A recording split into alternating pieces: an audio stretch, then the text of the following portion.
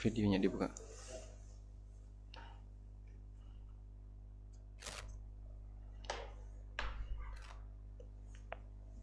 Video. Assalamualaikum warahmatullahi wabarakatuh. Alhamdulillah wassalatu wassalamu ala Rasulillah wa ala alihi wa sahbihi wa mawalah. Wa asyhadu an la ilaha illallah wahdahu la syarikalah. Wa asyhadu anna Muhammadan abduhu wa rasuluh. Sallallahu alaihi wa ala alihi wa sahbihi wa man tabi'al huda ila yaumil qiyamah. Alhamdulillah, puji syukur kita haturkan kehadirat Allah Azza wa Jal di kesempatan malam hari ini untuk waktu Yogyakarta dan siang hari Pak ya, untuk waktu UK dan sekitarnya. Allah kumpulkan kita dalam rangka untuk belajar bersama, terus istiqomah membahas kitab Fiqih Muyassar, walaupun mungkin sempat tersendat dalam beberapa waktu karena kita belum bisa mensinkronkan untuk belajar bareng secara online. Dan kali ini kita akan membahas tentang masalah i'tikaf, fikih i'tikaf yang mungkin walaupun jauh dari bulan Ramadan, tapi tidak ada salahnya ketika ilmu itu dipelajari walaupun masih jauh untuk dimanfaatkan. Meskipun sebenarnya i'tikaf ini menurut sebagian ulama tidak identik dengan ibadah Ramadan, karena ada juga yang berpendapat bahwa i'tikaf boleh dilakukan tanpa harus berpuasa dan dengan waktu yang lebih singkat, bisa dengan beberapa saat, yang insya Allah kita akan bahas dengan membaca buku Fiqih Muyassar. Kalau i'tikaf itu boleh dilakukan beberapa saat, berarti kita bisa i'tikaf di luar Ramadan hanya untuk menunggu antara adzan dan iqamah atau pelaksanaan sholat wajib 5 waktu sebagaimana yang rutin kita lakukan. Dan ketika kita niatkan itu dalam rangka i'tikaf, tentu saja akan ada nilai pahala tambahan yang bisa didapatkan oleh seorang muslim. Baik, sekarang kita akan melihat buku Fiqih Muyassar. Penulis menyebutkan dalam buku Fiqih Muyassar, Al-Babul Khamis, bab yang kelima, fil i'tikaf, tentang i'tikaf, wa fihi masail, dan di sana ada beberapa catatan. Al-mas'alatul ula, catatan yang pertama adalah ta'riful i'tikaf wa hukmuhu, mengenai pengertian i'tikaf dan hukum i'tikaf. Ta'riful i'tikaf, pengertian i'tikaf. I'tikaf secara makna bahasa artinya adalah luzumus syai' wa habsun nafsi alaihi, bertahan pada sesuatu atau menahan diri untuk tetap pada kondisi itu. Bahasa kita ya berdiam, itu i'tikaf. I'tikaf secara makna bahasa artinya berdiam. I'tikaf secara makna bahasa artinya berdiam atau atau tenang. Karena itu semedi itu disebut dengan i'tikaf. Semedi disebut dengan i'tikaf dalam bahasa Al-Quran. Allah Subhanahu wa ta'ala menceritakan tentang berhala orang-orang kafir, seperti yang pernah disampaikan oleh Nabi Ibrahim alaihissalam pada saat beliau mempertanyakan tentang berhala-berhala orang kafir. Idh qala li abihi wa qaumihi, ingatlah ketika Ibrahim berkata kepada bapaknya dan kaumnya, ma hadhi tamathilul lati antum laha akifun, ini berhala apa yang kalian i'tikaf di hadapannya. I'tikaf maksudnya adalah bersemedi di hadapannya. Ibadah mereka terhadap berhala adalah dengan bertapa atau bersemedi di hadapan berhala. Ini ditegaskan di surat Al-Anbiya ayat 52. Ada di surat Al-Anbiya ayat 52. Ini makna i'tikaf secara bahasa. Sedangkan makna i'tikaf secara syar'i, penulis menyebutkan Wa fi syar'i, dan mana i'tikaf secara syar'i adalah luzumul muslim al-mumayyiz masjidan li ta'atillah. Seorang muslim yang sudah mumayyiz, mereka berdiam di masjid dalam rangka untuk ketaatan kepada Allah. Berdiam di masjid dalam rangka ketaatan kepada Allah. Sehingga di situ ibadah i'tikaf secara syar'i. Batasan i'tikaf secara syar'i adalah pertama, berdiam atau menetap. Yang kedua, di masjid. Yang ketiga, dalam rangka beribadah. Baik. Dalam rangka beribadah. Yang dimaksud dalam rangka beribadah di sini adalah diiringi dengan niat ibadah, dengan niat dalam rangka atau dengan niat ibadah. Jadi bukan i'tikaf itu harus dalam bentuk kegiatan ibadah. Karena i'tikaf sendiri sudah merupakan kegiatan ibadah, tapi berdiam saja di masjid sudah termasuk bentuk ibadah. Meskipun orangnya nggak sholat, meskipun orangnya tidak dzikir, meskipun orangnya tidak baca Quran. Sehingga isi i'tikaf adalah isi i'tikaf itu kegiatan bebas. Kegiatan bebas. Meskipun ini yang menentukan kualitas i'tikaf. Ini yang menentukan kualitas i'tikaf. Artinya orang i'tikaf di masjid dan dia tidur saja misalnya, atau cuman mainan HP, yang penting nggak maksiat ya. Kalau maksiat beda lagi. Atau dia ngobrol dengan temannya, sah i'tikafnya, namun mungkin tidak berkualitas. Sehingga bagi yang i'tikaf dan dia tidur saja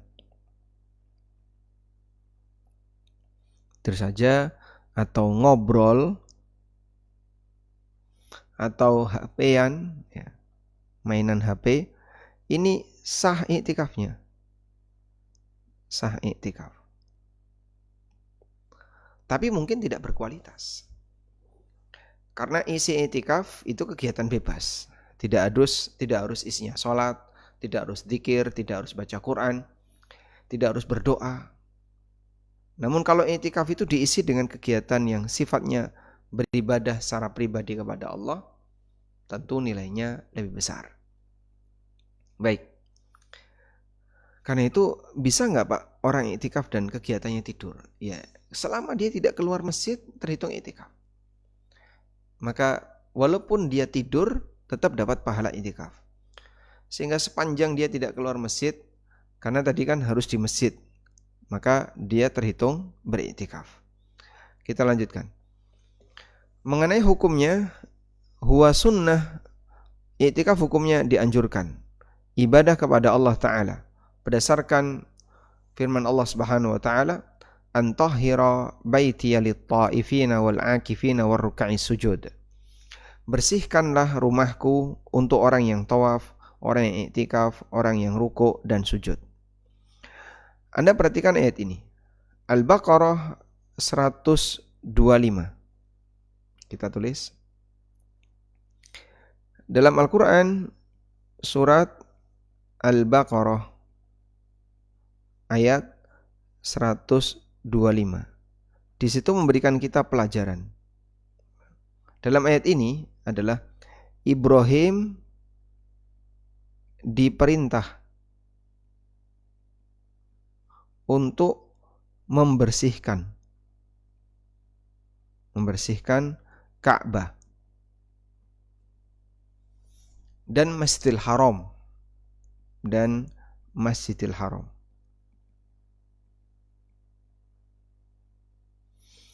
bersama Ismail. Ibrahim bersama Ismail diperintahkan untuk membersihkan Ka'bah dan Masjidil Haram. Untuk menyiapkan. Apa yang disiapkan? Untuk menyiapkan kegiatan bagi orang yang iktikaf, orang yang tawaf, dan orang yang sholat di Masjidil Haram. Sehingga ini menunjukkan betapa istimewanya amalan iktikaf sampai Allah perintahkan dua nabi, yaitu Ibrahim dan Ismail, untuk membersihkan rumahku, yaitu Masjidil Haram, karena akan dipakai oleh orang yang tawaf, orang yang iktikaf, dan orang yang sholat. Ibaratnya begini ya, ketika kita nyuruh seseorang, yang orang itu adalah orang penting kita, misalnya anak kita. Kita nyuruh anak kita, tolong beresin ini karena nanti akan ada si A. Berarti si A di sini siapa? Orang yang kita muliakan. Sampai kita nyuruh anak kita untuk beresin. Kadang suami nyuruh istrinya untuk beresin karena nanti mau ada tamu A, ada tamu B. Demikianlah keistimewaan dari iktikaf. Nah, sehingga di situ untuk menyiapkan kegiatan bagi orang yang tawaf, i'tikaf, dan sholat. Ini menunjukkan 3 ibadah ini adalah ibadah yang paling istimewa di Masjidil Haram. Sehingga sampai Allah Subhanahu wa taala perintahkan kepada Ibrahim dan Ismail untuk membersihkan Baitullah dalam rangka menyediakan tempat bagi mereka yang berkegiatan tawaf, i'tikaf, dan sholat.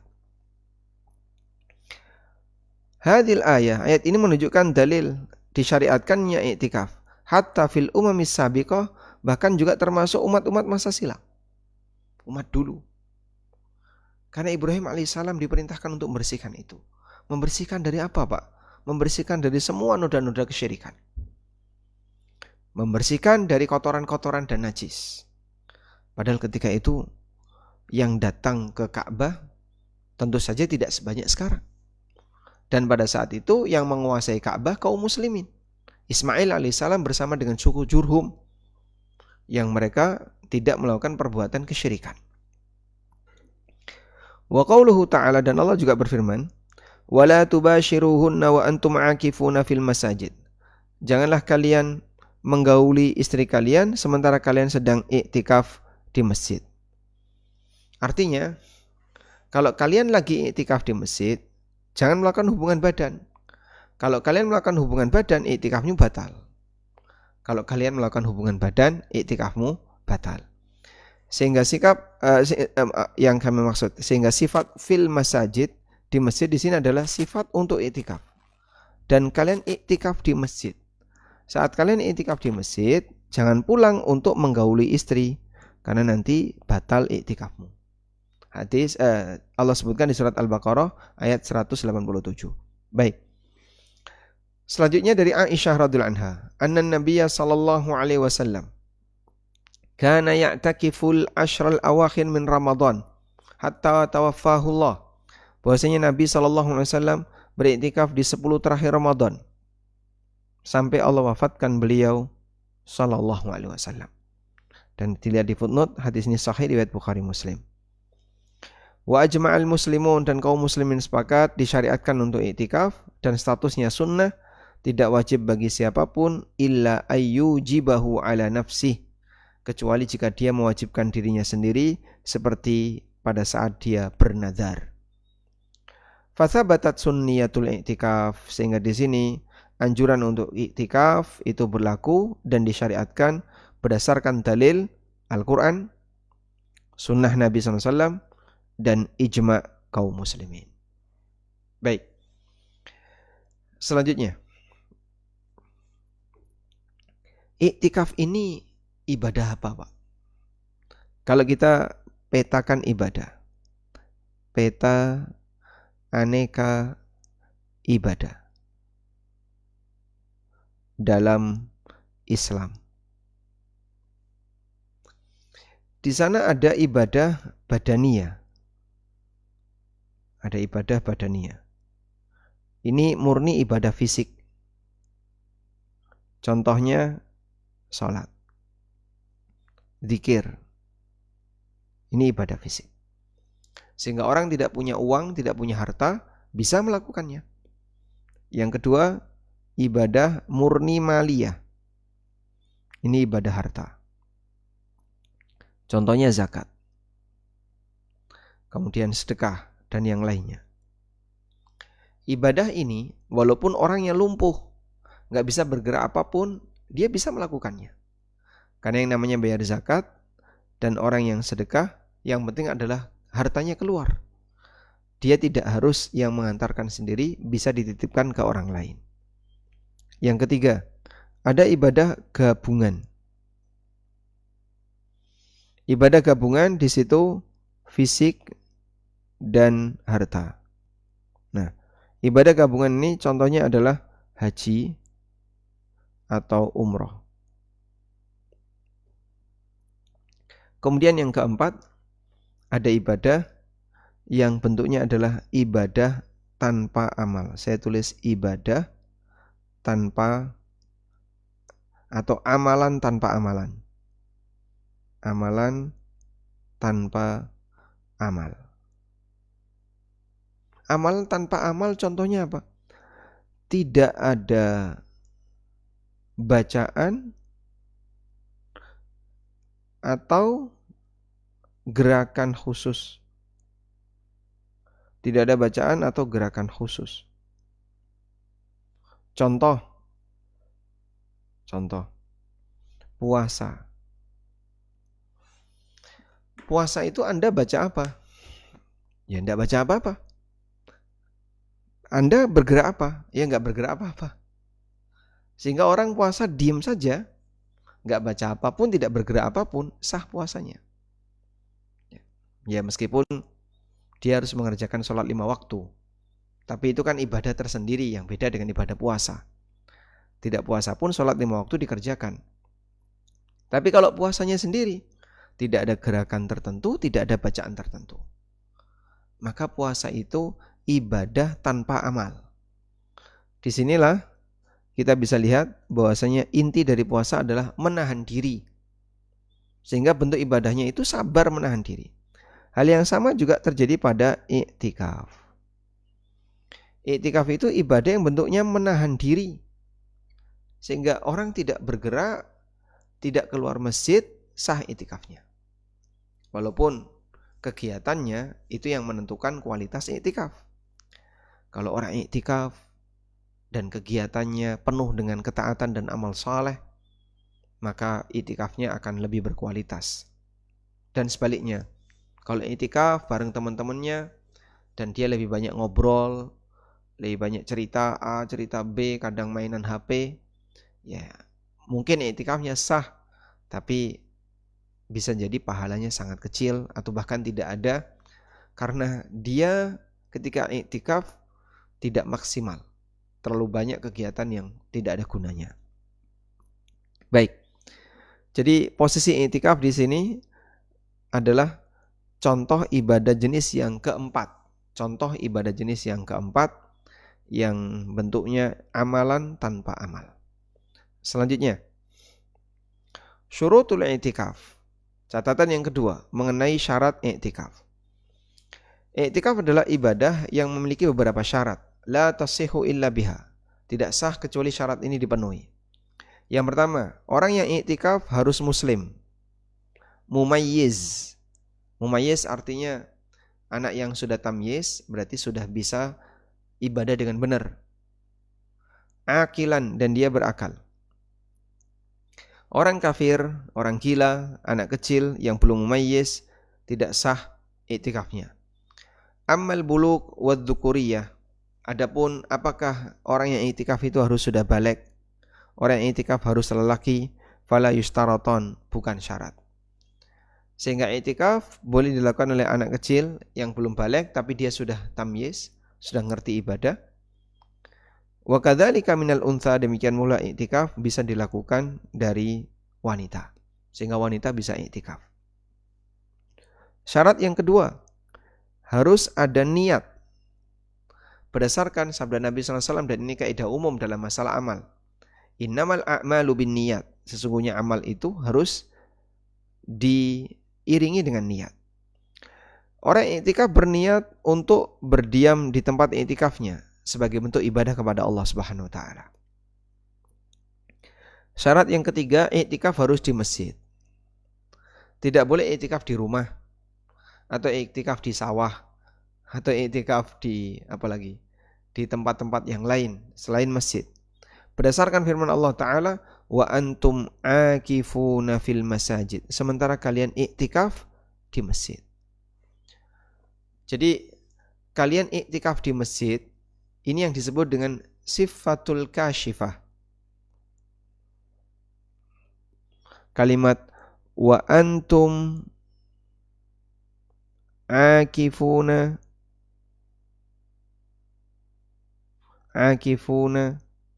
fil masajid. Sementara kalian iktikaf di masjid.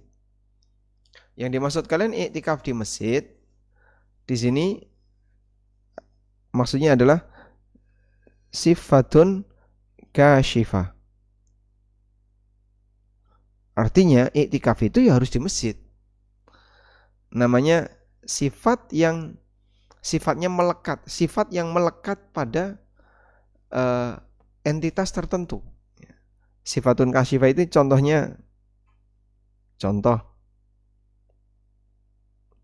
es dingin. Ada orang menawarkan misalnya, dia menjajakan di bis es dingin. Ya namanya es ya dingin, nggak ada es yang hangat, nggak ada es yang panas apalagi. Sehingga dingin di sini adalah sifat yang melekat pada es. Dingin di sini sifat yang melekat pada es. Gitu ya. Sehingga iktikaf di masjid dalam ayat tadi ya. Kalian iktikaf di masjid. Nah, di masjid ini sifatun kasifah, sejenis dengan di atas. Sifatnya adalah sifat yang melekat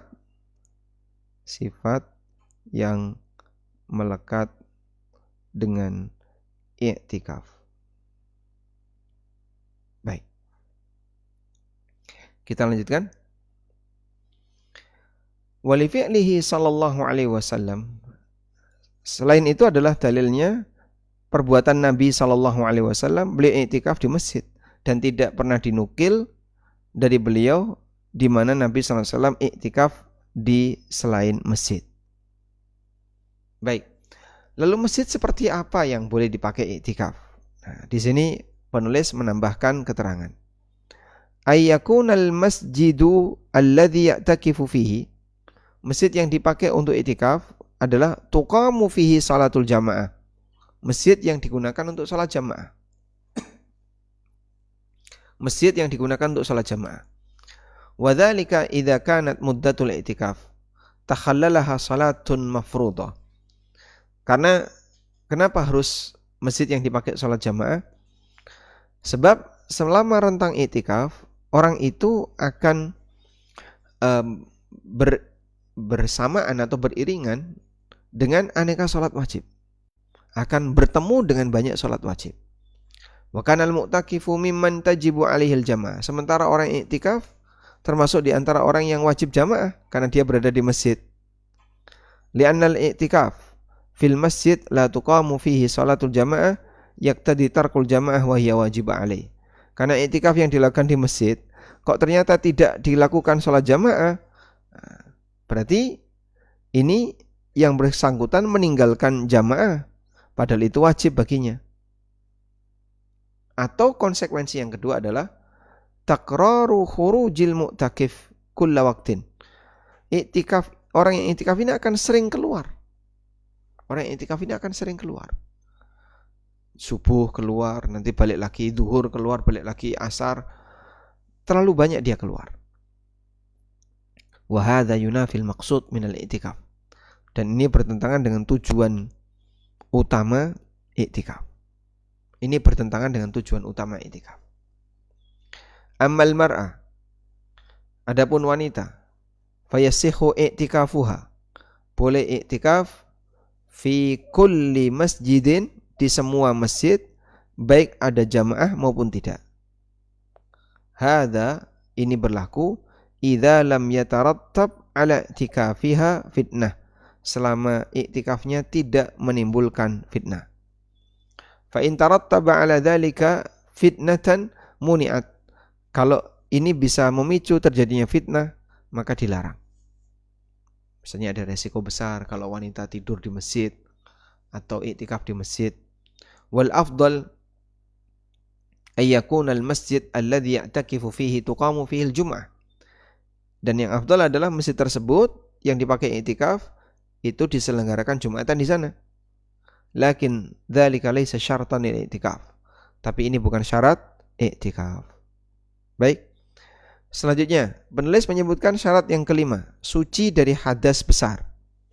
Sehingga tidak sah i'tikaf bagi orang yang junub maupun orang yang haid atau orang yang nifas. Li adami jawazi muqsi haula'i fil masajid. Karena mereka tidak boleh berdiam terlalu lama di masjid. Sehingga ketika wanita itu haid, maka ya sudah, dia harus keluar dari masjid dan tidak boleh bertahan di situ untuk i'tikaf. Amma siyamu falaysa bi syartin fil i'tikaf.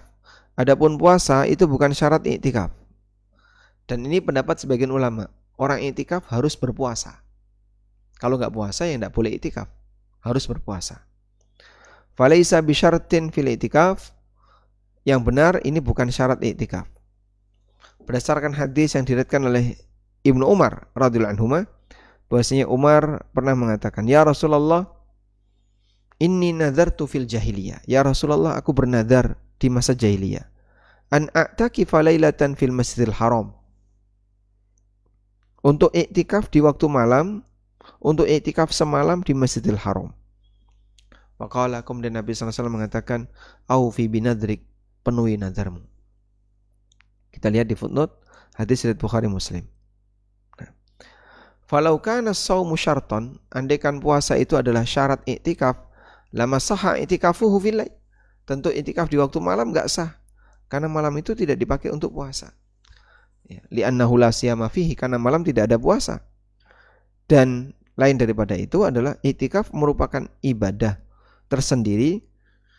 Fala yustaratu li ihdahuma wujudul ukhra, maka tidak disyaratkan harus ada yang lain agar yang ini bisa ada. Sehingga tidak disyaratkan harus puasa agar i'tikafnya sah. Enggak ada syarat seperti itu. Wallahu alam. Baik, sekarang coba kita garis bawahi mengenai makna masjid tadi ya. I'tikaf harus dilakukan di masjid. I'tikaf harus dilakukan di masjid. Nah, untuk bisa memahami ini dengan baik, Anda saya ajak untuk mengenal macam-macam masjid. Baik. Mengenai macam-macam masjid. Yang pertama di sana ada masjid jami'. Ada masjid jami'. Ini adalah masjid yang digunakan untuk Jumatan. Dan di tempat kita banyak sekali masjid jami' ya. Mungkin hampir setiap padukuhan itu punya masjid jami'. Yang kedua adalah masjid jamaah. Sebutannya masjid jamaah. Masjid jamaah itu bukan jami', tapi dia dipakai jamaah. Tidak untuk Jumatan, tapi digunakan untuk sholat berjamaah. Baik. Ya, bahasa kita masjid jamaah ini seperti musola. Kemudian ada masjid rumah.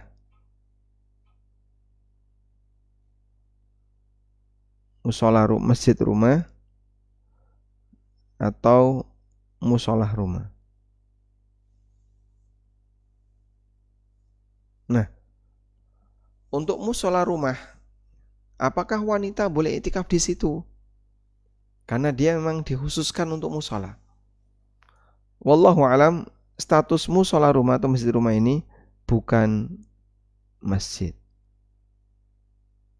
Karena bukan masjid, maka ya tidak berlaku hukum masjid. Sehingga jualan itu boleh. Terus orang berada di situ melakukan aktivitas yang sifatnya normal, ya tidak masalah. Karena ini bukan masjid. Seperti tadi ya, jualan boleh.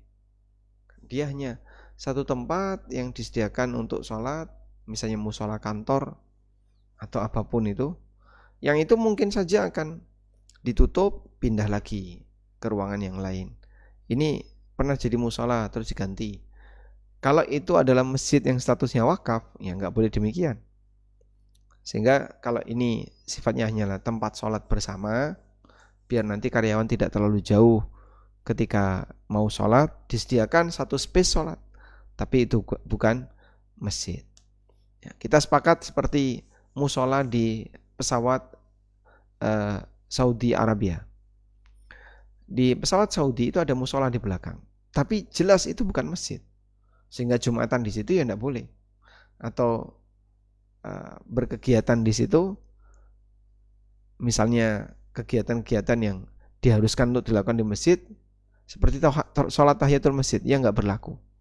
Karena itu bukan masjid. Maka bedakan antara ini adalah tempat untuk sholat jamaah, nggak bakalan digeser. Maka bisa kita sebut itu masjid jamaah. Yang bisa dipakai iktikaf hanya nomor 1 dan 2. Yang bisa digunakan iktikaf hanya nomor 1 dan 2. Masjid jami' dan masjid jamaah. Baik. Selanjutnya, di sini kita setelah membahas tentang syarat dan seterusnya, saya perlu memberikan sedikit tentang hikmah iktikaf. Hikmah iktikaf. Di antara sifat ibadah iktikaf, adalah berdiam diri di dalam masjid. Sehingga iktikaf itu lebih banyak ibadah individu di masjid. Ya. Maka iktikaf ini bentuknya adalah ibadah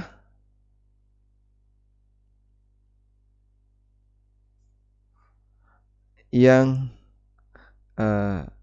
tidak bersosial.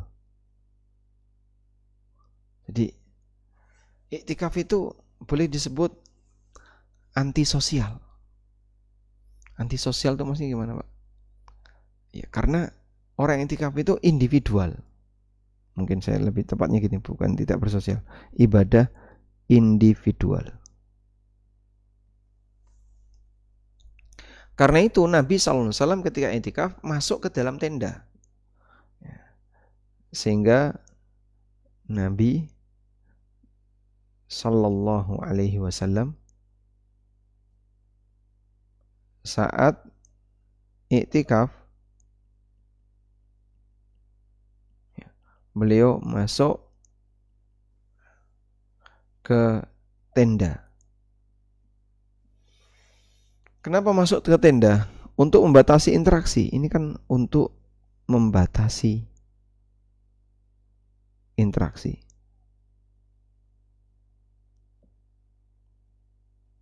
Nah, Beginilah kita bisa lihat bagaimana cara Nabi SAW i'tikaf. Beliau masuk ke dalam tenda, gak bersinggungan dengan siapapun, sehingga tidak terlihat. Yang terlihat adalah tabir-tabir yang menutupinya. Karena i'tikaf itu lebih kepada ibadah individual. Maka tidak ada ceramah, tidak ada pengajian, tidak ada tanya jawab. Karena beliau sallallahu alaihi wasallam sedang berada dalam ruangan i'tikaf. Wallahu a'lam. Nah, kemudian kenapa kok membatasi interaksi dalam i'tikaf? Sampai i'tikaf itu tidak boleh menjenguk orang sakit. I'tikaf tidak boleh mengiringi jenazah. Sehingga i'tikaf kalau bisa jangan keluar dari masjid. Di sinilah kita bisa lihat betapa i'tikaf itu adalah ibadah yang sifatnya bertahan saja di masjid. Selanjutnya, apa hikmahnya? Hikmah. Kita tadi sudah tulis, sekarang saya ulang. Ada hikmah apa di situ? Kenapa i'tikaf itu justru untuk membatasi interaksi? Justru disebut sebagai ibadah individual, bukan ibadah yang lebih bernuansa sosial. Hikmahnya adalah manusia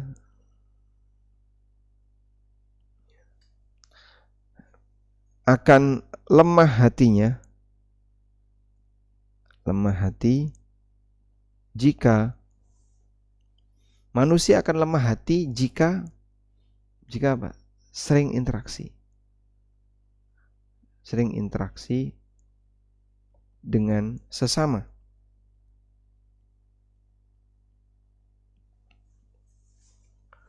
Sehingga interaksi dengan sama, gesekan selama seseorang bermasyarakat, gesekan selama seseorang kerja di instansi tertentu, pasti dia punya gesekan dengan temannya. Nah, saat dia bergesekan dengan temannya, itu bisa memicu lemahnya hati. Ya.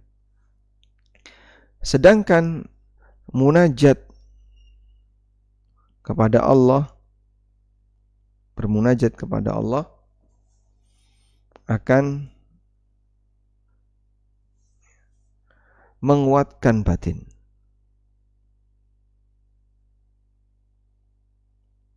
Ya. Munajat kepada Allah akan menguatkan batin. Karena menguatkan batin, maka dengan bermunajat kepada Allah, seseorang akan lebih terjaga hatinya. Di sinilah kita bisa lihat i'tikaf. Ya. I'tikaf adalah ibadah yang tujuannya dalam rangka bermunajat kepada Allah. Ini untuk menguatkan, ya. I'tikaf itu untuk menguatkan kondisi mental. Agar mental tidak semakin melemah, maka orangnya beriktikaf. Baik, selama 11 bulan kita berinteraksi dengan sesama, dan itu akan membuat hati jadi lemah. Maka penguatannya dilakukan saat i'tikaf. Sehingga ketika i'tikaf dianjurkan seseorang untuk berusaha membatasi diri dengan aktivitas yang sifatnya individual, bukan aktivitas yang sifatnya sosial. Nah, sekarang kita lihat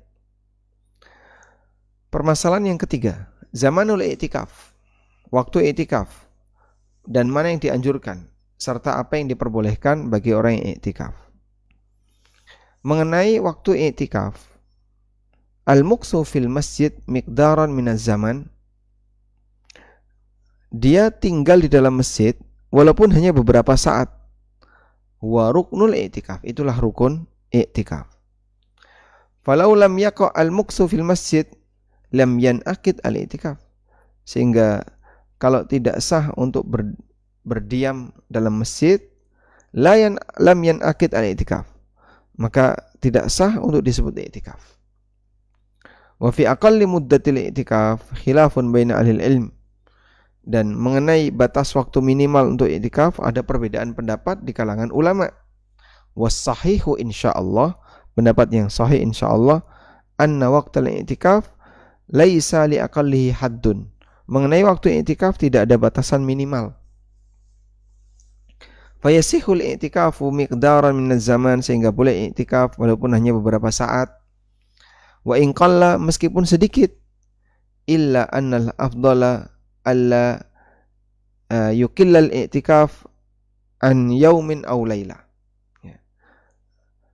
Hanya saja yang paling afdol i'tikaf itu jangan kurang dari sehari semalam. Itu yang paling afdol. Li'annahu lam yunqal anin Nabi sallallahu alaihi wasallam, karena tidak dinukil dari Nabi sallallahu alaihi wasallam atau para sahabat siapapun bahasanya mereka i'tikaf fi ma duna dzalik, untuk di bawah itu. Jadi untuk i'tikaf mengenai waktunya tidak harus Ramadan. Karena Nabi sallallahu alaihi wasallam pernah i'tikaf di bulan Syawal. Satu. Kemudian mengenai i'tikaf, seorang muslim hakikatnya dia sedang bermunajat dengan Allah Subhanahu wa taala. Maka semakin menyendiri makin bagus. Dan i'tikaf sehari semalam ini diperbolehkan dan bahkan minimal untuk keafdalan. Karena Nabi sallallahu alaihi wasallam ketika i'tikaf beliau i'tikaf selama 10 hari. Wallahu alam. Selanjutnya, wa afdalu awqatil i'tikaf, dan waktu yang paling afdal untuk i'tikaf adalah 10 hari terakhir Ramadan. Berdasarkan hadis Aisyah radhiyallahu anha bahwa Nabi sallallahu alaihi wasallam kana ya'takiful ashral awakhir. Nabi sallallahu alaihi wasallam i'tikaf di 10 hari terakhir Ramadan. Hatta tawaffahullah, sampai Allah mewafatkan beliau. Sampai Allah mewafatkan beliau sallallahu alaihi wasallam. Demikian keterangan Aisyah. Nabi sallallahu alaihi wasallam setiap Ramadan rutin i'tikaf. Fa in i'takafa fi ghairi hadzal waqt. Kalau i'tikaf di luar Ramadan jaza, hukumnya boleh, lakinnahu khilaful aula wal afdal, tapi ini menyalahi mana yang paling utama. Dan siapa yang meniatkan i'tikaf di 10 terakhir Ramadan, shallal fajra min sabihatil yaumil hadi wal ishrun fil masjid, kemudian dia salat subuh di masjid itu, ya, alladzi yanwi i'tikaf fihi, yang dia gunakan untuk i'tikaf, tsumma yadkhulu i'tikafahu, kemudian dia masuk fi i'tikafihi, dalam tenda i'tikaf, dan kemudian selesai sampai terbenam matahari berikutnya pada hari Ramadan. Ya. Sehingga di sini dianjurkan untuk yang i'tikaf punya niat, ya, agar nanti bisa menjalankan ibadah kepada Allah di 10 hari terakhir Ramadan. Wallahu a'lam. Baik.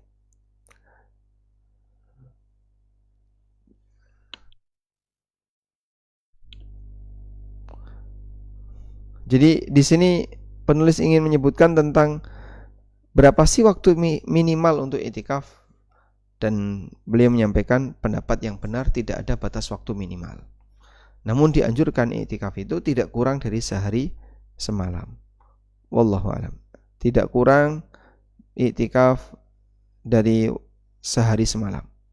Ini yang paling ideal. Baik. Ya, mohon ditunggu sebentar.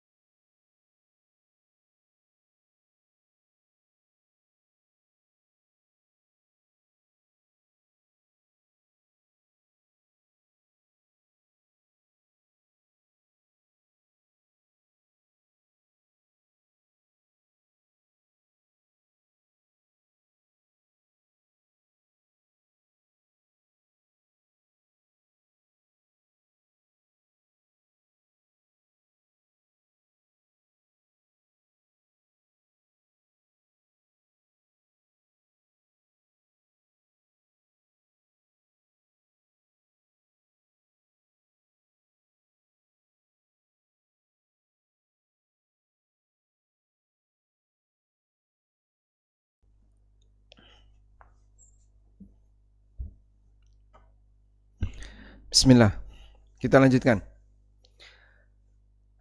Jadi penulis menyebutkan kalau yang sudah berniat iktikaf di bulan Ramadan, maka mulainya kapan? Mulainya adalah malam tanggal 21. Kemudian nanti ketika sholat subuh, selesai subuh baru masuk ke ruangan iktikaf. Ruangan iktikaf yang tenda-tenda tadi. Demikian yang disampaikan oleh penulis. Wa yantahi bi ghurubi syamsi akhir yaumin min Ramadan. Dan iktikaf itu selesai dengan terbenamnya matahari di hari terakhir Ramadan. Kita tulis di sini. Batas waktu iktikaf. Nah, mengenai batas waktu iktikaf, pertama adalah rentang. Untuk rentang, pendapat yang lebih tepat tidak ada batas minimal, sehingga sah disebut iktikaf ketika bisa disebut berdiam di masjid walaupun sesaat. Maka sah iktikaf ketika bisa disebut telah berdiam di masjid walaupun sesaat.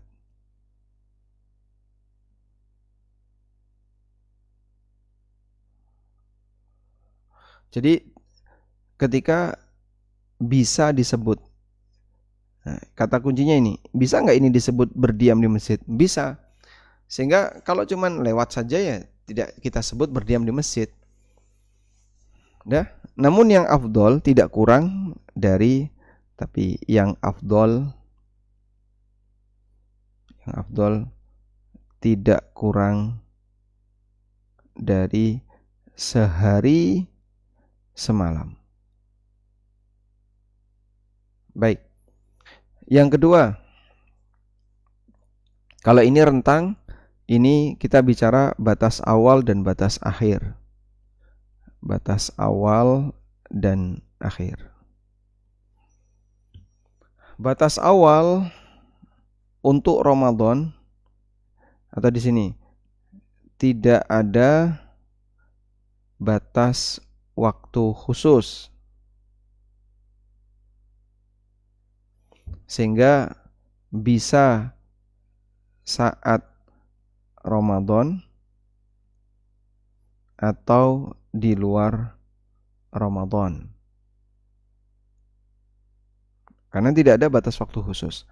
Mau Ramadan boleh, di luar Ramadan juga boleh. Sudah?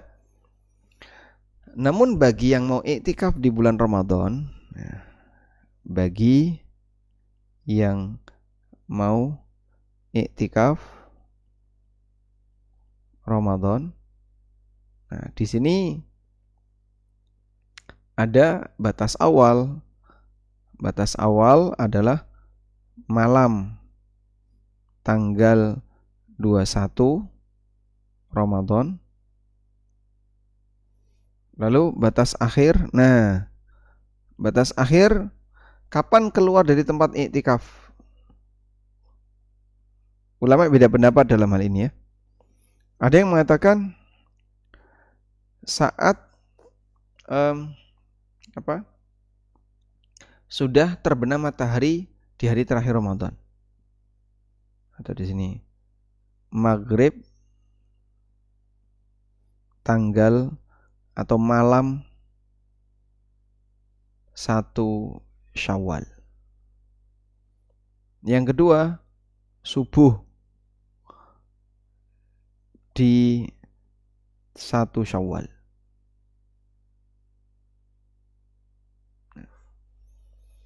Jadi ada yang mengatakan bahwasanya mengenai akhir untuk iktikaf Ramadan itu pulang malam, malam takbiran, ataukah pulangnya subuh. Dan wallahu alam yang lebih kuat adalah yang kedua ini. Sebagaimana kebiasaan Nabi SAW, beliau baru meninggalkan tempat iktikafnya di waktu subuh pada saat hari Idul Fitri, kemudian beliau berangkat sholat ke lapangan. Taib. Selanjutnya, mengenai hal yang dianjurkan ketika i'tikaf. Karena tidak ada gerakan khusus maupun kegiatan khusus saat i'tikaf, maka apa yang dianjurkan ketika i'tikaf? Wal i'tikafu ibadatun. I'tikaf adalah ibadah. Yakhlu fihal abdu bi khaliqihi, di mana seorang hamba menyendiri dengan Allah. Tujuannya apa? Untuk menguatkan batin. Sebab interaksi hamba dengan dunia akan membuat batin ini lemah, mentalnya lemah. Maka penguatannya adalah dengan bermunajat kepada Allah, dengan zikrullah. Wa yaqta'ul alaik amma siwa, memutus semua hubungan dengan selain Allah. Maka dianjurkan bagi orang yang i'tikaf ayat tafarragha lil ibadah, agar fokus untuk ibadah. Memperbanyak salat, berzikir, berdoa, baca Quran, bertobat, istighfar, dan yang lainnya. Ketaatan-ketaatan yang lainnya. Allati tuqarribuhu ilallah, yang itu bisa mendekatkan dirinya kepada Allah. Selanjutnya, ma yubahu lil mu'takif, apa yang diperbolehkan untuk dilakukan orang yang i'tikaf. Yubahu lil mu'takif al-khuruju minal masjid.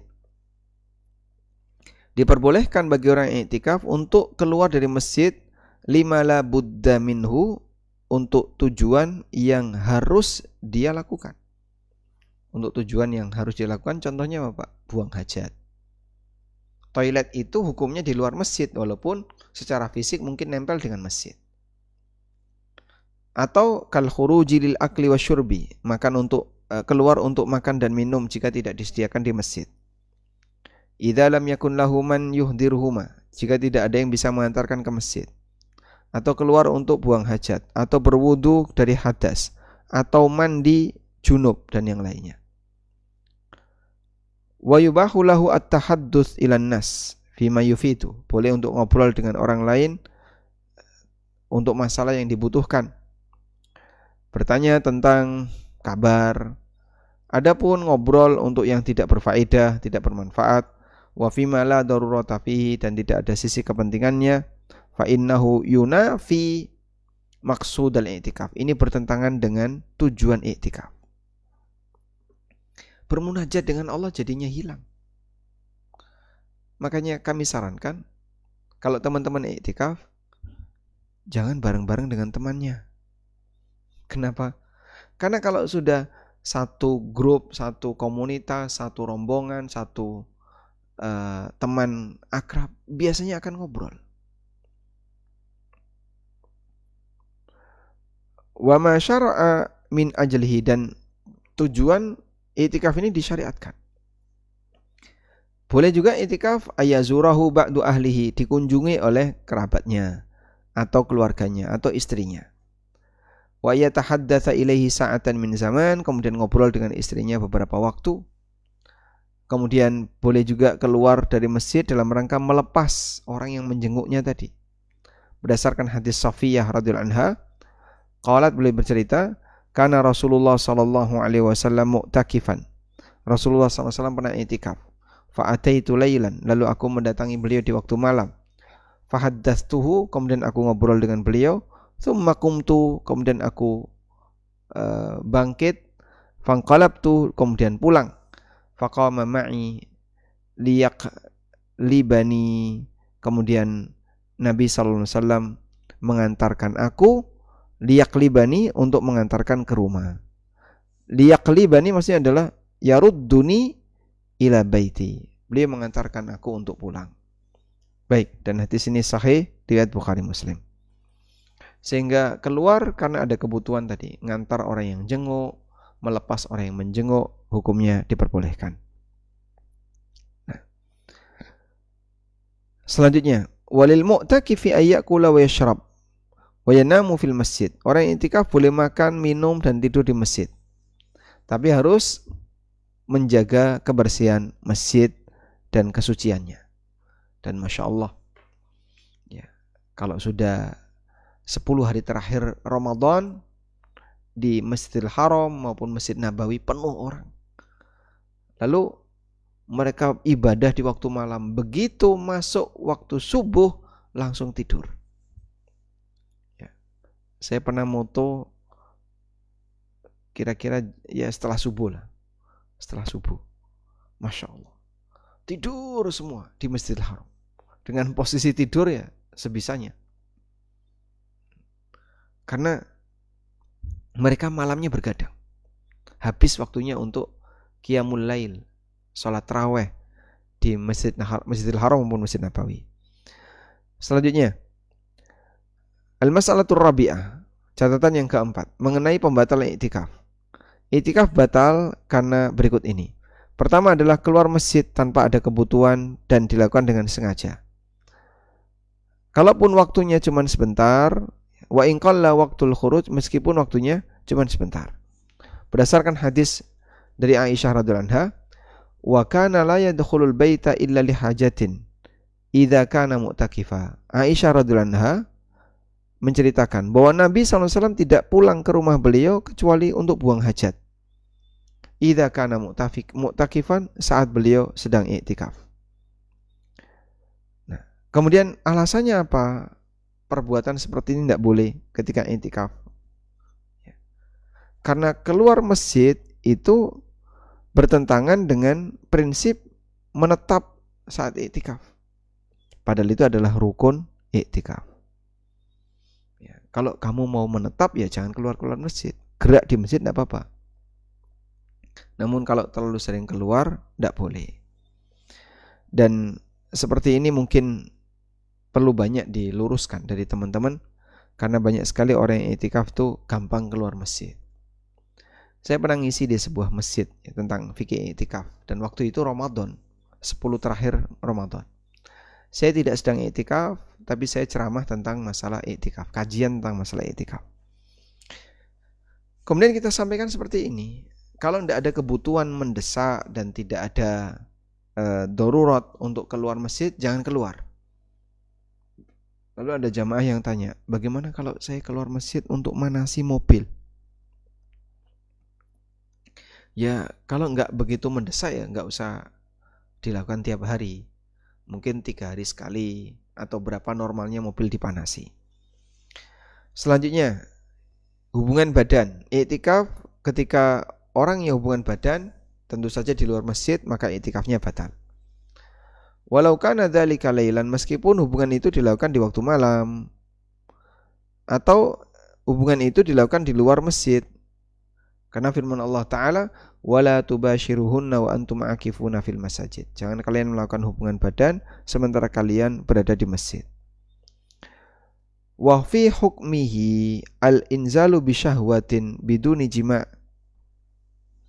Dan semisal dengan ini adalah mengeluarkan air mani disertai dengan syahwat, orgasme, walaupun tidak sampai hubungan badan. Seperti onani. I'tikaf kok onani? Atau bercumbu dengan istri di selain kemaluan sampai kemudian mengeluarkan air mani, maka yang kayak gini batal i'tikafnya. Selanjutnya, hilangnya akal. Ini bisa menyebabkan i'tikaf batal karena orang itu hilang akal atau karena mabuk. Dan orang yang mabuk atau orang yang gila, dia tidak disebut lagi sebagai ahlul ibadah. 4. Haid dan nifas. Karena wanita haid dan nifas tidak boleh bertahan ya, di masjid. Yang kelima, murtad. Karena ini bertentangan dengan prinsip ibadah. Berdasarkan firman Allah Ta'ala, la in asyrakta la yahbatanna 'amaluk. Kalau kau berbuat syirik, maka seluruh amalmu akan terhapus. Wallahu alam. Walhamdulillahirabbil alamin. Selesai pembahasan tentang i'tikaf. Baik. Semoga apa yang kita bahas ini bermanfaat.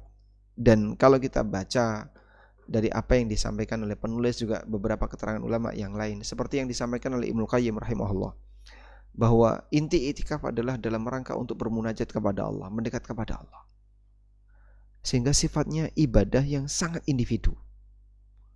Maka orang i'tikaf tidak boleh mengiringi jenazah, tidak boleh menjenguk orang sakit. Sampai Aisyah radhiyallahu anha pernah bercerita, saat beliau i'tikaf, beliau wudu, harus pulang ke rumah. Di rumah beliau ada orang yang sedang dirawat, tapi Aisyah radhiyallahu anha tidak berhenti untuk menengok. Sehingga lewat saja, kemudian beliau wudu, terus balik ke masjid. Artinya dalam kegiatan i'tikaf di situ tidak ada ibadah yang sifatnya ibadah sosial. Wallahu alam. Baik, mungkin itu yang bisa kita sampaikan sebagai pengantar. Semoga apa yang kita bahas ini bermanfaat. Wassallallahu ala nabiyyina Muhammadin wa ala alihi wa sahbihi wasallam. Alhamdulillah. Jazakallah khair Ustaz atas ininya. Bagi teman-teman yang ingin bertanya langsung silahkan raise hand atau kirim pesan. Ini ada satu pertanyaan yang sudah masuk ini Ustaz. Akan saya share screen. Izin bertanya Ustaz. Jika wanita mengkonsumsi pil anti haid supaya bisa itikaf di bulan Ramadan, apakah diperbolehkan Ustaz? Alhamdulillah. Apakah diperbolehkan bagi wanita untuk mengkonsumsi obat penunda haid untuk tujuan umroh, untuk tujuan haji, tujuan puasa Ramadan, termasuk tujuan biar bisa iktikaf? Mengkonsumsi obat penunda haid ini diperbolehkan dan ada beberapa riwayat dari tabi'in. Seingat saya itu pernah disampaikan oleh Atha, beliau memfatwakan boleh mengkonsumsi obat penunda haid. Dan di zaman itu sudah ada mungkin rempah-rempah apa yang ketika dikonsumsi itu bisa menyebabkan haidnya tertunda. Seperti ini tidak masalah. Tidak masuk kategori takalluf, membebani diri untuk ibadah. Karena wanita boleh saja dia mengkonsumsi obat untuk menunda haid. Namun, jika setelah mengkonsumsi obat, kok darah tetap keluar, berarti terhitung haid. Sehingga misalnya, si A punya kebiasaan mengalami haid dari tanggal 1 sampai tanggal 7 setiap awal bulan. Nah, pas sedang umroh dia datang bulan. Lalu gimana dalam kondisi ini? Dalam situasi itu, maka si A karena dia sedang haid, apakah dia boleh mengkonsumsi obat tadi? Boleh. Dia konsumsi obat. Ternyata dari tanggal 1 sampai tanggal 7 memang tidak sederes biasanya. Tetap keluar tapi spot. Ngeflag di rentang haid dia. Tanggal 1 sampai 7 setelah dia minum obat tadi. Lah terus gimana itu Pak? Ya terhitung haid. Karena walaupun sudah minum obat, kok ternyata keluar darah, maka terhitung sebagai darah haid. Wallahu a'lam. Baik. Ustaz. Ini belum ada pertanyaan dari jamaah. Mungkin saya ingin bertanya, Ustaz. Kalau misalnya kita sedang beritikaf, tapi pada saat kita beritikaf ada misalnya janji cek kesehatan gitu ke dokter nih, Ustaz, ke rumah sakit, misalnya. Dan cek kesehatan itu melampaui maghribnya, jadi bisa keluar dari pagi, lalu baru bisa kembali lagi setelah sholat maghrib di luar, jadi bukan di masjid. Itu berarti kita itikafnya batal ya Ustaz? Harus diulangi lagi berarti. Jadi tadi iktikaf, kemudian Ke rumah sakit misalnya untuk periksa kesehatan, tapi baliknya baru bisa setelah waktu maghrib, kembali lagi baru selesai setelah maghrib. Berarti kita batal itu Ustaz ya, itikafnya. Harus diulangi lagi. mendesak enggak untuk periksa itu? Kalau di sini izin slot untuk ke dokter itu memang jarang sekali Ustaz. Jadi cuma bisa kita harus nunggunya tuh lama sekali, dan kalaupun ada lagi bisa lama lagi gitu, dan itu mengganggu kesehatan nantinya Ustaz. Kalau memang mendesak untuk kebutuhan yang bersifat harus dia lakukan, dan dia mengambil upaya pokoknya seminimal mungkin jangan sampai keluar masjid, insya Allah tidak masalah. Insya Allah tidak masalah. Sehingga Anda periksa di mana? Rumah sakit, karena Anda harus diperiksa dan itu sebuah keharusan bagi Anda. Maka selama Anda keluar iktikaf untuk periksa dan Anda berupaya untuk mengambil waktu minimalis, jadi jangan terlalu lama. Kalau ngantri ya sudah, ditinggal dulu aja, iktikaf dulu sampai kira-kira nggak ngantri. Ya. Jika bisa seperti itu ya silahkan, hukumnya diperbolehkan. Begitu Pak? pertanyaan di luar topik ini Ustaz. Saya bacakan aja. Assalamualaikum warahmatullahi wabarakatuh. Izin bertanya di luar tema Ustaz. Waalaikumsalam Baga- warahmatullahi wabarakatuh. Bagaimana hukumnya sholat di dalam pesawat yang tidak ada tempat untuk sholat? Apakah sholat di jalan-jalan antara bangku Ustaz atau gimana Ustaz? Sholat di mana?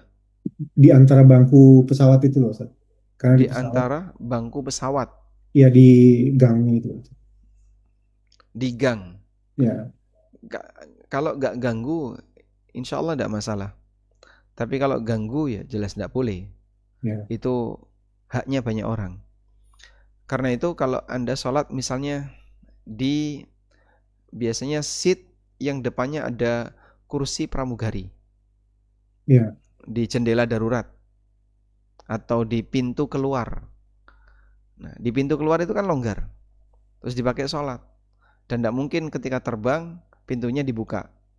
Maka saat dia sholat di pintu keluar yang itu agak longgar, kemudian tidak ganggu orang yang di lorong ketika mau jalan, insya Allah tidak masalah. Tapi baik. kalau nggak bisa, ya berarti dia harus sholat di atas kursi, dan itu pun ketika baca surat harus berdiri. Wallahu a'lam. Baik Ustaz. Ini ada pertanyaan agak panjang Ustaz. Jadi saya share screen. Di luar tema. Assalamualaikum Ustaz. Semoga Allah meridhai. Waalaikumsalam warahmatullahi wabarakatuh.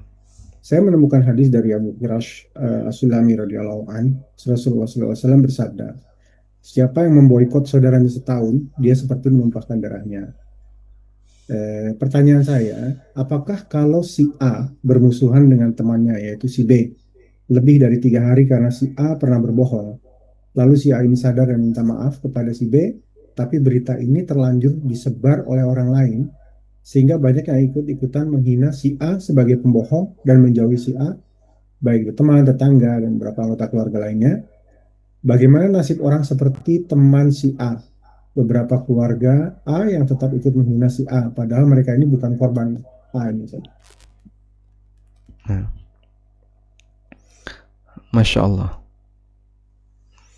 Baik, memboikot temannya atau memboikot kaum muslimin diberi izin oleh Nabi SAW maksimal 3 hari. Jadi Islam juga menghargai perasaan. Orang kalau lagi jengkel sama orang lain, gak senang dengan orang lain, Islam itu menghargai perasaan. Ya sudah, kau mungkin boleh saling membelakangi, saling bermusuhan, gak mau tegur sapa, tapi maksimal 3 hari. Lebih dari 3 hari, yaitu pelanggaran. Lalu, bagaimana kalau ada orang yang diboikot selama setahun? Diboikot selama setahun untuk urusan dunia. Yang tadi disebutkan bahwasanya siapa yang memboikot saudaranya selama setahun, maka dia mendapatkan dosa seperti dosa seolah-olah membunuhnya. Dan ini menunjukkan betapa boikot adalah perbuatan yang bernilai dosa serius. Nah, dalam kondisi ini, jika yang bersangkutan boikotnya karena agama, maka hukumnya diperbolehkan sampai si A itu bertobat. Coba saya kasih rinciannya.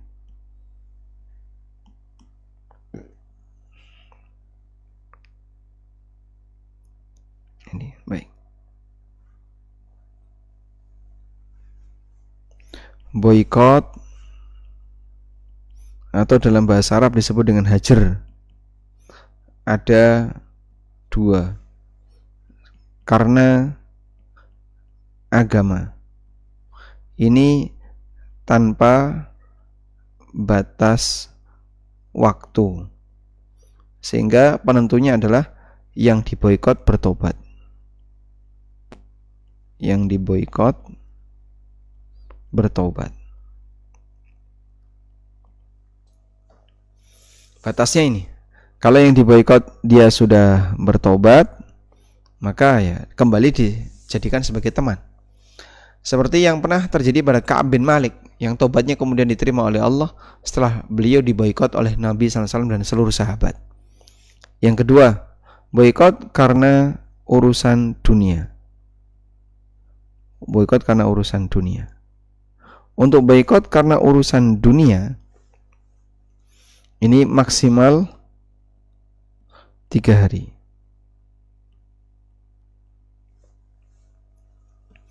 Jika lebih dari 3 hari, dolim. Sudah?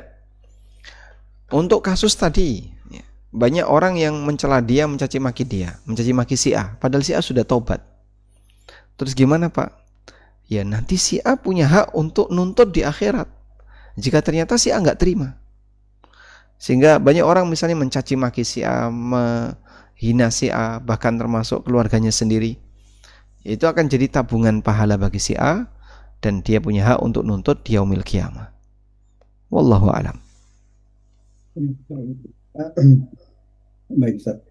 Ini ada pertanyaan berikutnya. Pertanyaan singkat saja Ustaz, tapi saya share aja screen-nya.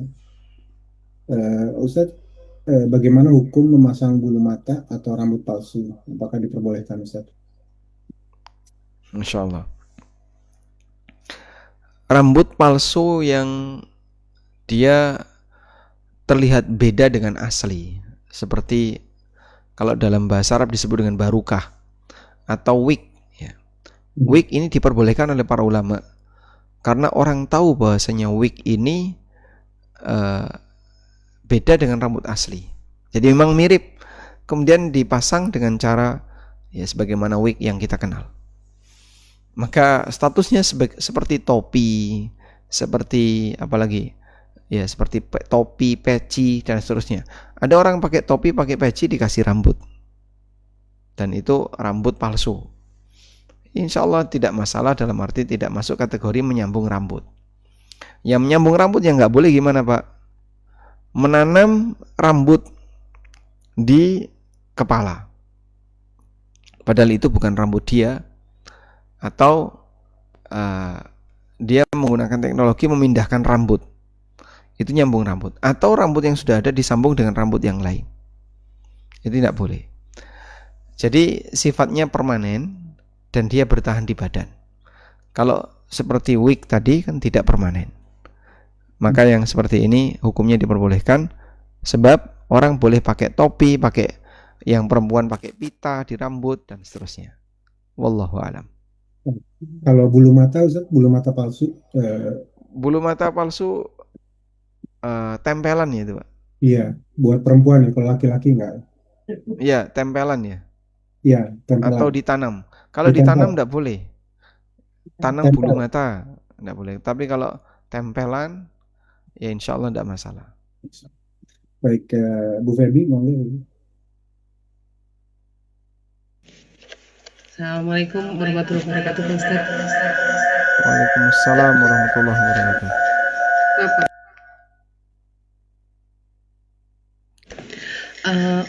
izin nanya yang Mohon maaf, Ibu ada akun yang lain yang berdekatan? Iya, mungkin nempel komputer sebelahnya. Iya. Baik, mungkin salah satu HP-nya. sudah Ada. udah mendingan ya, Pak Ustaz. Iya. Silakan. Izin nanya tentang yang rambut palsu tadi, Pak Ustaz. Saya pernah dengar ikut kajian terus ada yang bilang bahwa nggak boleh kalau pakai wig, karena sekarang ini kan banyak wig itu yang berasal dari rambut wanita juga gitu.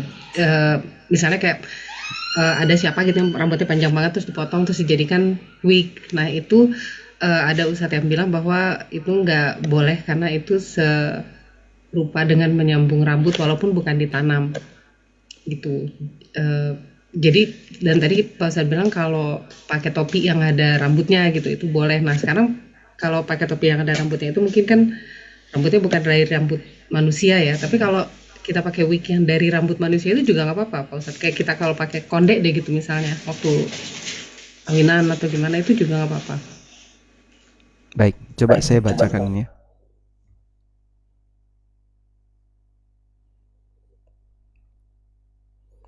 Ini artikel yang membahas tentang hukum wig. Wig itu dalam bahasa Arab disebut dengan al-barukah. Coba kita copy kata al-barukah. Seperti apa sih al-barukah itu? Nah, afwan ya. Jadi gambarnya adalah gambar seperti ini. Inilah al-barukah. Nah, wig, ya, rambut palsu. Faqabla al-kalami 'ala al-barukah, sebelum kita bahas masalah al-barukah, la budda minal kalam an hukmi wasl sya'ri. Kita akan bahas terlebih dahulu mengenai hukum menyambung rambut. Walil ulama'i fi dzalika tafasil. Ulama memberikan rincian dalam hal ini. Wa khulasatu kalamihim, kesimpulan dari keterangan mereka fi dzalika dalam hal ini adalah annahu yahrumu waslu sya'ril mar'ah bi sya'ri najasin au bi sya'ri adamiyyin. Haram bagi seseorang untuk menyambung rambut wanita dengan rambut benda najis atau dengan rambut manusia, baik dia sudah menikah maupun belum nikah, baik ada izin dari suami maupun tidak diizinkan oleh suami. Karena Nabi SAW bersabda, la'anallahul wasilah, Allah melaknat orang yang nyambung rambut, wal mustausilah, yang disambungkan rambutnya. Yang nyambung itu berarti pelaku, mungkin tukang salon. Wal mustausilah, konsumennya. Wal washima wal mustaushima, orang yang mentato dan yang ditato. Wal la'natu 'ala syai', ketika di situ ada laknat, menunjukkan kalau itu adalah haram. Dan alasan kenapa itu haram, lima fihi minat tadlis wat talbis, karena ini membuat rancu dan mengubah ciptaan Allah Ta'ala. Wali hurmatil intifa bisya'ril adami, selain itu adalah haram memanfaatkan rambut manusia li karamatihi, karena manusia itu mulia. Wal aslu ayyudfana sya'ruhu, pada prinsipnya rambut itu harusnya ditanam idzan fasala, kalau sudah terlepas dari badan. Wa indal Hanafiyah, sementara menurut Hanafiyah ada pendapat yang mengatakan makruh menyambung rambut, tidak sampai haram. Dah, sampai di sini terkait menyambung rambut ada dua pendapat. Jumhur mengatakan haram dan Hanafiyah mengatakan makruh. Sebagian ulama Hanafiyah. Amma idza kana al-waslu bi ghairi sya'ril adami, adapun menyambung rambut dengan selain rambut asli manusia, wa huwa tahir, dan itu suci, seperti plastik sintetis. Fadzhab asy-Syafi'iyah, menurut Syafi'iyah dalam keterangan yang sahih, ila hurmatil wasli, haram untuk menyambung, illam takun dzatu zauj, jika dia belum punya suami. Wa fi qaulin yukrah, dan dalam pendapat yang lain hukumnya makruh. Amma idza kana dzatu zauj, apabila dia punya suami, falahum salasatu aujuh, dalam mazhab Syafi'iyah ada 3 pendapat. Asahhuha, pendapat yang paling sahih adalah in wasalat bi idnihi jaza, kalau wanita itu pakai rambut palsu sintetis hukumnya boleh, wa illa, tapi kalau dia tidak dapat izin hukumnya haram. Wanita memakai rambut palsu dengan izin suaminya hukumnya boleh, kalau tidak hukumnya haram. Baik, ini dalam mazhab Syafi'i. Jadi ada kaitan dengan posisi suami. Wa dhahabal Hanafiyah wa wal manqul an Abi Yusuf, sementara Hanafiyah, dan ini yang dinukil dari Abu Yusuf, muridnya Abu Hanifah, ila annahu yurakhisu lil mar'ah, beliau memberikan keringanan untuk wanita fi ghairi sya'ril adami, untuk selain rambut manusia, tattakhidhu litazida quruniha, yang dia gunakan untuk nambahi gelungannya, nambahi rambutnya. Wastadallu bima ruwiya an Aisyah, dan mereka berdalil dengan apa yang diriwayatkan dari Aisyah radhiyallahu anha, kalau beliau pernah mengatakan, laisatil wasilatu billati ta'nun, makna dari menyambung rambut itu bukanlah seperti yang kalian pahami. Wala ba'sa an ta'ral mar'atu 'anis sya'ri fatasillu qarnan min quruniha bisufin aswad, tidak masalah bagi seorang wanita untuk meminjam rambut dengan dia sambungkan rambutnya dengan suf aswad, kain wol warna hitam. Wa innamal wasilatu allati takunu baghyan fi syabibatiha fa idza asannat wasalatha bil qiyada. Wasilah nyambung rambut yang dilarang adalah ketika orang nyambung rambut biar kelihatan awet muda. Begitu dia sudah tua, dia sambung dengan menyambungkan rambut asli dengan rambut manusia yang lain. Wa dhahabal Malikiyah, sementara Malikiyah berpendapat tidak ada beda mengenai haramnya menyambung rambut yang asli atau dengan yang lain. Illa annahum qad nassu, hanya saja mereka menegaskan ala annal wad'a ala ra'si laisa biwaslin, bahwa sebatas naruh di atas kepala itu tidak masuk nyambung rambut. Wan nahyu innama huwa an wasli sya'rin bi sya'rin, larangan itu hanya berlaku ketika rambut disambung dengan rambut. Jadi bukan cuma diletakkan saja, tapi betul-betul disambung. Artinya ketika ditarik tidak bisa. Kalau seperti wig kan tarik sebentar aja bisa. Kalau disambung ketika ditarik ya nyantol. Dalam Al-Fawaqih Ad-Dawani, An-Nafrawi menjelaskan, wa yunhan nisa'an wasli syar'i, wanita dilarang untuk nyambung rambut. Kata An-Nafrawi, wa mafhumul waslin, yang bisa kita pahami dari kata menyambung adalah annaha law lam tasilhu bi an wada'athu ala ra'siha min ghairi waslin la jaza. Maksudnya adalah jika tidak sampai terjadi menyambung rambut, misalnya cuma ditaruh di atas kepala dan tidak masuk menyambung, la jaza, hukumnya boleh. Kama nassa alaihi al-qadhi Iyad, sebagaimana keterangan al-qadhi Iyad. Baik. Selanjutnya, wa dhahabal Hanafiyah, sementara Hanafiyah berpendapat haramnya menyambung rambut dengan rambut apapun, baik rambut manusia atau rambut selainnya, baik dengan izin suami atau tanpa izin suami. Qalu, dan mereka mengatakan, wala ba'sa bihi min ghairi sya'ri lil hajah, boleh nyambung tapi selain yang berbentuk rambut, seperti pita atau cepet atau apa ya sebangsanya ya, atau apa ini untuk dipakai nali, karet dan seterusnya. Itu bukan rambut. Kalau butuh seperti itu boleh. Ya. Wa min dzalika, dari sinilah kita bisa menyimpulkan mengenai hukum al-barukah, mengenai wig tadi. Hukumnya boleh menurut Hanafiyah, boleh menurut Syafi'iyah bagi yang sudah nikah dengan izin suami, boleh menurut Hambali lil hajah ketika ada kebutuhan, dan boleh menurut Malikiyah karena ini tidak masuk nyambung tapi hanya diletakkan di atas kepala. Wallahu alam. Ini yang disampaikan dalam artikel ini berkaitan dengan masalah hukum barukah, hukum wig. Wallahu alam. Alhamdulillah, semoga menjawab. Ustaz, jam 9.12 ini ada satu pertanyaan lagi, boleh Ustaz? Tafadhol, silakan Pak. Saya share screen, agak panjang juga ini. Ini masih dalam muamalah. Assalamualaikum Ustaz, saya mau bertanya, Waalaikumsalam warahmatullahi wabarakatuh. apakah dibenarkan secara syar'i apabila ada seseorang meminta maaf kepada kita, pada saya, dengan mengatakan, maafkan saya kalau ada salah sama kamu, tanpa menyebutkan spesifik kesalahannya.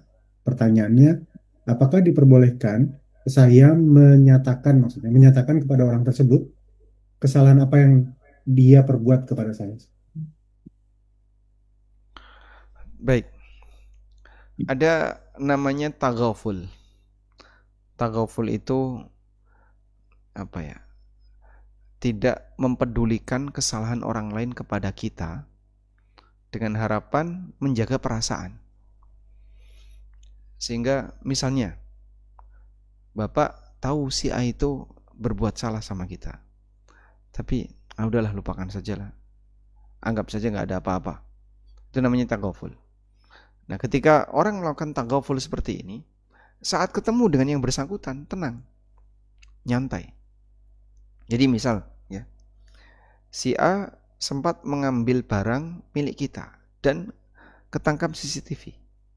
Kita tahu, cuman kita taunya dari CCTV. Loh, oh dia yang ngambil sandalku. Oh dia tadi yang oh ngambil ini, dan ketangkap di CCTV. Cuman kita saat ketemu si A tidak menginterogasi dia, tidak mengejar-ngejar dia, kita taghaful. Kita ngambil prinsip, ya sudahlah, biar hubungan saya dengan si A tetap akrab, tetap baik, saya lupakan saja. Itu yang disebut dengan taghaful. Ada orang yang bilang ke Anda, kalau saya punya salah sama kamu, tolong saya dimaafkan. Nah, itu justru membuat kita terpicu untuk bertanya lebih dalam. Salahnya ada di mana? Anda tanya, begitu dijawab, ya mohon maaf, kamu punya salah apa? Ya sudahlah, pokoknya maafkan saja ya kalau saya punya salah kepada kamu. Nggak sebutkan dulu salahmu apa sama aku. Ya mohon maaf, aku menuduh kamu seperti ini di medsos dan nyebar kemana. Wah, bisa jadi malah emosi. Atau aku tadi, bisa jadi malah emosi. Andaikan dia nggak tahu, kemudian dia berusaha untuk taghaful, ya sudah, lupakan saja, anggap saja nggak ada apa-apa, selesai. Anggap saja nggak ada apa-apa, selesai. Jadi taghaful semacam ini penting untuk menjaga keakraban. Kadang orang ketika dia tahu kesalahan si A kepada kita, karena laporan langsung, pengakuan langsung dari pelaku, sudah, mungkin dia nggak bisa akrab lagi. Ketika ketemu menghindar, ketika ketemu jadi nggak nyaman. Padahal bersaudara itu bagian dari keistimewaan orang yang beriman. Allah Ta'ala berfirman, innamal mu'minuna ikhwatun. Mukmin itu bersaudara. Ya walaupun kalau bicara boleh saja. Tapi yang minta maaf tadi juga berhak untuk tidak melaporkan selama yang minta maaf itu yakin kezalimannya telah terbalas atau tidak ada konsekuensi yang serius. Tapi kalau misalnya si A minta maaf, saya minta maaf ya sama kamu. Terus, lah kamu punya salah apa sama aku? Udah dimaafin aja lah. Saya minta maaf ya. Kamu punya salah apa? Dia nggak mau ngomong. Ternyata salahnya adalah dia yang tadi mecahin kaca karena melempar batu. Si A sebagai pemilik rumah, kacanya pecah, dia nggak tahu siapa pelakunya. Akhirnya mungkin sudah selang 2-3 hari, 4 hari, tiba-tiba dia minta maaf. Kalau aku punya salah sama kamu, tolong saya dimaafin. Nah, si A kan kepo. Salahmu apa sama aku? Nggak mau jawab, mungkin malu. Nah, ini wajib jawab. Kenapa? Kamu harus ganti rugi. Karena ngerusak barang orang. Ya mohon maaf, aku yang mecahin kacamu. Oh, kamu tuh orangnya. Nah, mungkin akan sedikit emosi. Ya sudah, pokoknya ganti rugi. Kecuali kalau pemilik rumah ridho. Nah, kurang lebih seperti itu. Jadi justru yang perlu untuk diberesin di sini adalah yang minta maaf tadi. Ini sifatnya minta maaf karena basa-basi atau kesalahan umum yang ringan-ringan sebagaimana kesalahan dalam interaksi, atau kamu sampai merugikan yang bersangkutan. Kalau merugikan dan kerugiannya itu serius, ya kamu harus ganti rugi, tidak boleh sebatas minta maaf. Wallahu a'lam. Alhamdulillah Ustaz. Pertanyaan dari jamaah udah nggak ada Ustaz. Kalau saya geser sedikit sebentar aja Ustaz, mungkin singkat aja, waktu juga sudah menunjukkan. Silakan. Ini masalah maaf dan meminta maaf atau tuduhan yang tidak berdasar segala macam tidak diperbolehkan. Kalau dalam konteks misalnya ke ketua RT gitu atau ke camat yang kita sebetulnya nggak kenal sama camat itu, tapi mungkin karena kebijakannya tidak sesuai dengan hati nafsu kita, terus kita protes gitu, terus membuat keributan gitu, itu gimana Mas? Diperbolehkan nggak sih sebetulnya?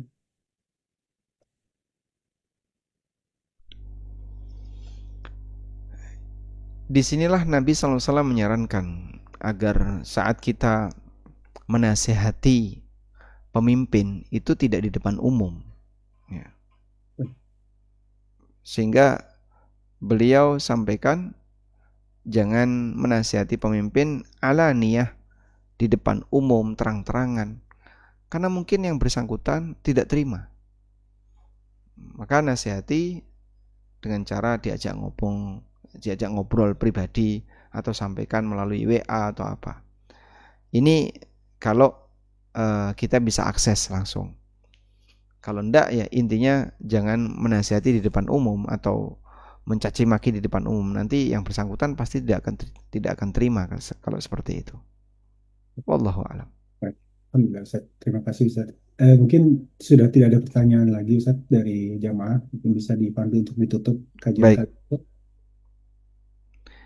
Tapi mungkin itu yang bisa kita bahas di kesempatan malam ini dan waktu siang untuk UK dan sekitarnya. Semoga Allah Subhanahu wa taala memberikan kita kekuatan untuk selalu istiqomah dalam belajar dan menggali ilmu yang dibutuhkan bagi kita untuk bisa lebih sempurna dalam menjalankan ibadah. Dan semoga Allah Subhanahu wa taala memberikan kita keteguhan hati untuk istiqomah di atas iman dan agama yang benar.